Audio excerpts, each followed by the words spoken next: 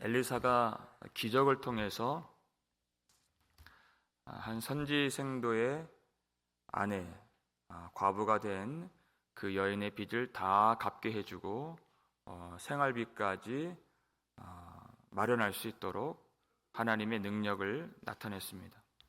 하나님은 하나님의 사람들, 가난한 자들을 돌보시고 그들의 일용할 양식을 채워주시는 그런 하나님이시다라는 것을 보여준 것입니다. 그것만이 아니라 여기 수넴 여인이 나오는데 하나님은 가난한 자들만 돌보시는 하나님이 아니라 그들을 물론 돌보시지만 하나님은 부자도 사랑하신다라는 내용이 들어있습니다. 우리 8절 말씀 볼까요? 읽겠습니다. 하루는 엘리사가 수넴에 이르렀더니 거기에 한 귀한 여인이 그를 관건하여 음식을 먹게 하였으므로 엘리사가 그곳을 지날 때마다 음식을 먹으러 그리로 들어갔더라. 아멘. 엘리사가 수넴 땅에 이르렀을 때 한 여인이 그를 관건했다. 간절히 요청했다. 음식을 먹으라고 강권했다. 아브라함도 창세기 18장 보니까 하나님의 사자들에게 극진히 대접을 해준 내용이 있습니다. 그랬더니 약속을 줘요. 내가 이맘때에 아들을 낳으리라. 그 약속과 아주 유사한 내용이 오늘 들어있죠. 아브라함이 하나님을 사랑하기 때문에, 하나님을 경외하기 때문에 하나님의 사자들을 섬긴 것 같이 이 여인도 왜 하나님의 사람을 섬기는가? 그것이 하나님을 사랑하는 마음이었다는 것이. 그런데 귀한 여인이라고 했어요. 귀한 여인. 그는 물질적으로 부유하다라는 뜻입니다. 높은 지위를 가졌다. 그럼에도 불구하고 하나님을 사랑한다. 가난한 자들만 하나님을 사랑하는 것이 아니라 그 중에는 부유한 자들도 하나님을 사랑하는 자들이 있었다. 하나님이 그러한 자들도 남겨주셨다는 것입니다. 계속 강건해서 하나님을 사모하는 마음으로 간절히 요청해서 음식을 먹으라 했더니 엘리사도 결국엔 그 청을 받아들여서 지날 때마다 음식을 먹는 그런 관계가 되었습니다. 9절 10절 말씀을 함께 읽겠습니다. 여인이 그의 남편에게 이르되 항상 우리를 지나가는 이 사람은 하나님의 거룩한 사람인 줄을 내가 아노니 청하건대 우리가 그를 위하여 작은 방을 담 위에 만들고 침상과 책상과 의자와 촛대를 두사이다. 그가 우리에게 이르면 거기에 머물리이다 하였더라. 아멘. 이 여인은 남편보다 더 믿음이 좋은 것으로 보여집니다. 이 남편에게 엘리사를 소개하면서 이 사람은 진실로 하나님의 사람인 줄을 내가 확신합니다. 분명히 압니다. 하면서 음식을 이제까지 공개해서 먹게 했지만 더 잘 섬기기를 원해서 남편을 설득하는 내용이에요. 하나님의 사람을 섬기는 일에 남편을 동참시키는 내용입니다. 우리가 담벼락 위에다가 작은 방을 만들어서 거기에다가 침상과 책상과 의자와 촛대를 두어서 우리 하나님의 사람에게 그 방을 줍시다. 머물게 합시다. 하는 것이. 하나님의 사람을 섬기는 것은 하나님의 나라와 의를 구하는 일이었습니다. 지금 이 여인이 이 방을 만들어서 그냥 방만 준 것이 아니라 무엇을 줘요? 책상을 주고 의자를 주고 쉴 수 있는 침상을 주고 촛대를 주는 것이. 그가 거기서 머물면서 쉬면서 책상에 앉아서 하나님의 말씀을 연구하고 묵상할 수 있도록. 그는 말씀을 선포하는 사람이기 때문에 그것이 하나님의 나라를 구하는 것입니다. 요구한 것도 아닌데 아주 세심하게 배려를 하고 있는. 여러분, 믿음의 사람은 그런 다른 사람의 필요를 아주 민감하게 살필 수 있는 눈이 있는 사람인 것입니다. 자기의 필요가 아니, 다른 사람의 필요예요. 무엇이 필요할까? 그것을 민감하게, 세심하게 살피고 채워주고 섬기고 돌봐줄 수 있는 그런 사람, 하나님의 사람인 것입니다. 그래서 엘리사가 그 사환과 함께 그 방에 머물게 됩니다. 근데 그냥 누워만 있을 수 없죠. 그래서 그 여인을 부르라 명해요. 그래서 이 사원을 통해서 하는 말이 13절 말씀 함께 읽겠습니다. 엘리사가 자기 사원에게 이르되 너는 그에게 이르라 내가 이같이 우리를 위하여 세심한 배려를 하는도다. 내가 너를 위하여 무엇을 하랴? 왕에게나 사령관에게 무슨 구할 것이 있느냐 하니 여인이 이르되 나는 내 백성 중에 거주하나이다 하니라. 아멘. 엘리사가 이 게하시를 통해서 내가 이같이 우리를 위하여 세심한 배려를 하는도다.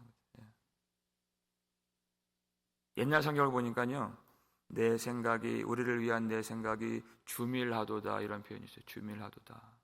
그 원어를 조금 들여다보니까 두렵고 떨리는 마음으로 극진히 내가 섬기는도다, 이런 뜻이. 두렵고 떨리는 마음으로 주밀하도다라는 뜻이. 어떤 사람은 자기가 돕는다고 하면서 이렇게 배려를 안 하고 이렇게 도와주는 사람이 있습니다. 자기 의로 하는 사람이 있습니다. 그러면 좋을 줄 알고 하는 사람. 여러분 섬길 때 반드시 두렵고 떨리는 마음으로. 내가 섬긴다고 섬기는 것이 아니라 그에게 필요한 것을 섬기라는 거예요. 그의 마음을 헤아리면서 자칫 섬기다가 이렇게 자존심이 상할 때가 있어요. 그렇게 하지 않도록 두렵고 떨리는 마음으로 주밀하도다. 엘리사가 그 섬김을 인정을 해준 거죠. 세심한 배려를 하는도다. 하나님이 그것을 인정해 주셨다는 것입니다.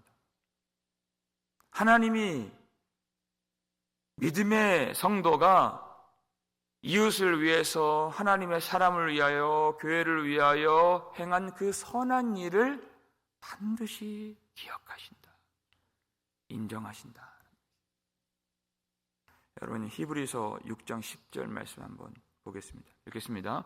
하나님은 불의하지 아니하사 너희 행위와 그의 이름을 위하여 나타낸 사랑으로 이미 성도를 섬긴 것과 이제도 섬기고 있는 것을 잊어버리지 아니하시느니라. 아멘. 하나님은 의로우신 하나님, 불의하지 아니하사 그랬어요. 하나님은 의롭다 하시는 것이 뭐냐면 성도들이 그 어려운 중에 다른 이웃을 위하여, 하나님의 이름을 위하여, 교회를 위하여 나타낸 그 사랑, 말로만, 입술로만 말하는 사랑이 아니라 진실한 행함으로 이루어낸 그 섬김, 이제까지 섬겼던 그 사랑, 그것까지 기억하시고 지금도 이제도 섬기고 있는 것을 잊어버리지 아니하시느니라는 것이 성도들의 섬김을 기억하신 하나님, 그리고 반드시 갚으시는 하나님이십니다. 땅의 것으로 섬겼어도 영원한 것으로 갚으시는 하나님, 그 헌신을 인정하시는 하나님.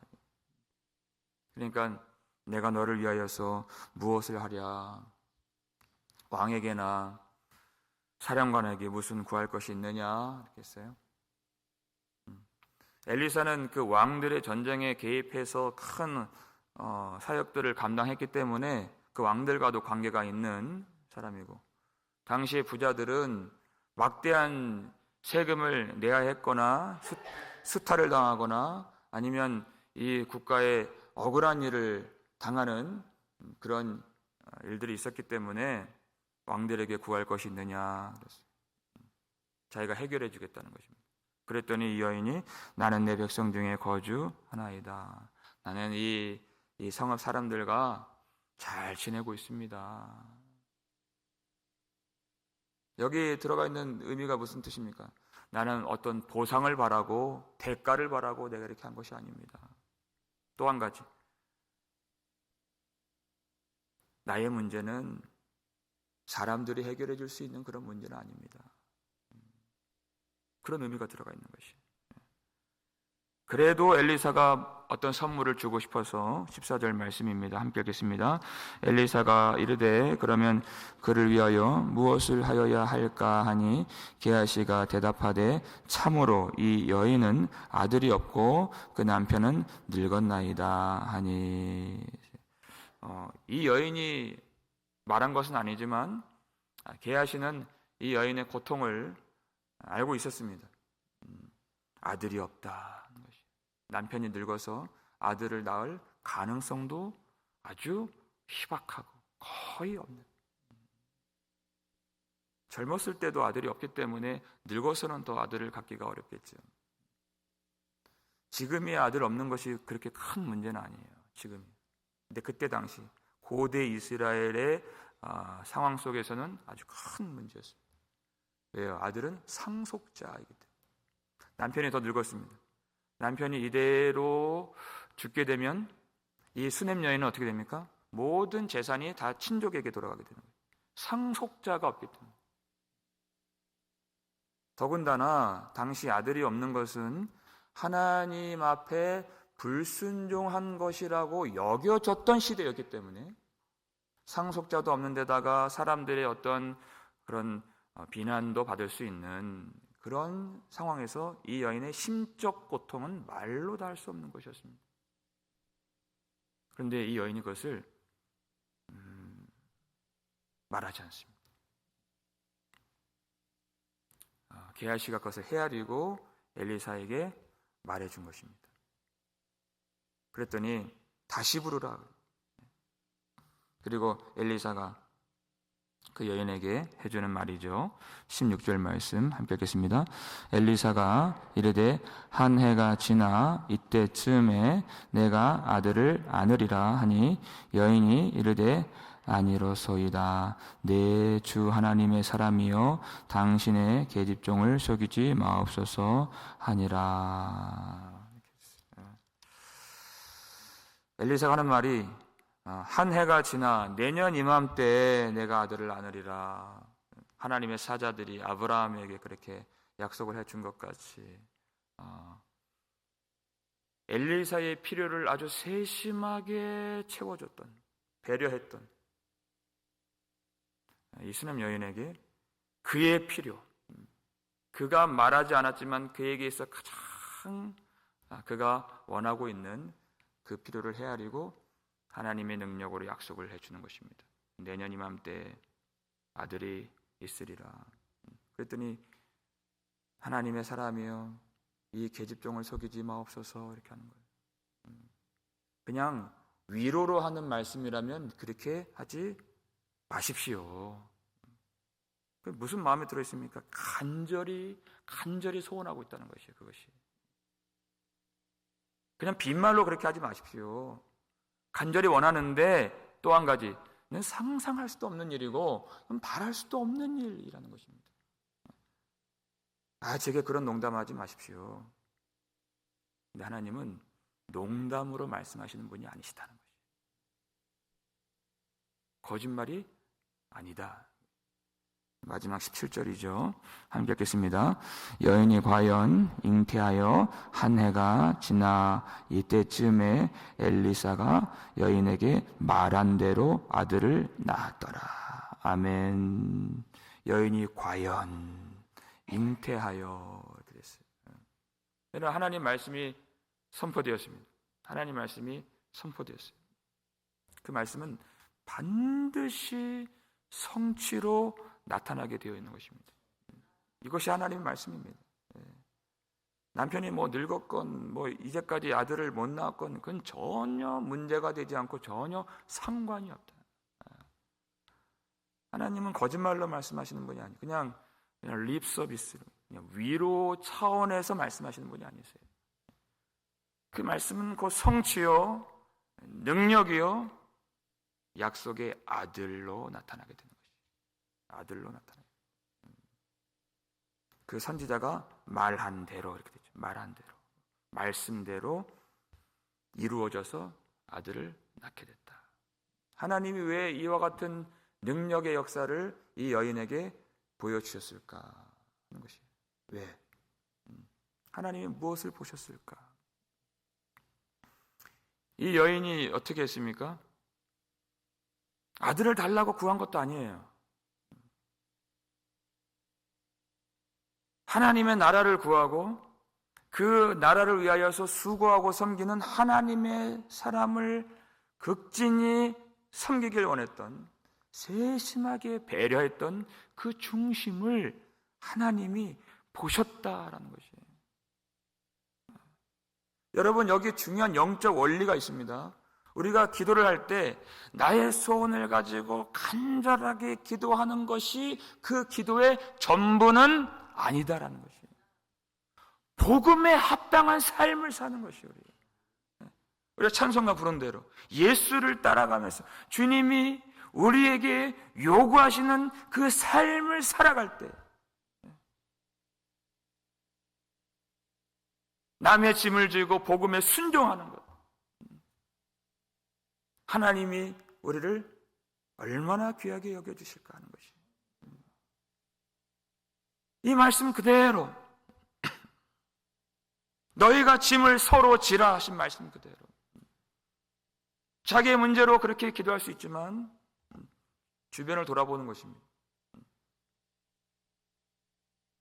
도움이 필요한 자가 없을까 돌아보는 것이, 그리고 그것을 채워주면 하나님이 그를 도와주신다. 하나님.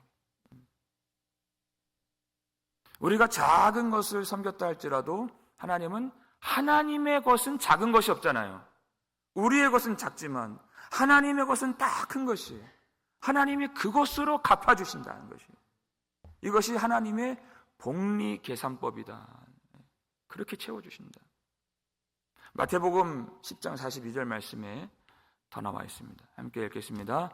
또 누구든지 제자의 이름으로 이 작은 자 중 하나에게 냉수 한 그릇이라도 주는 자는 내가 진실로 너희에게 이르노니 그 사람이 결탄코 상을 잃지 아니하리라 하시니라. 아멘.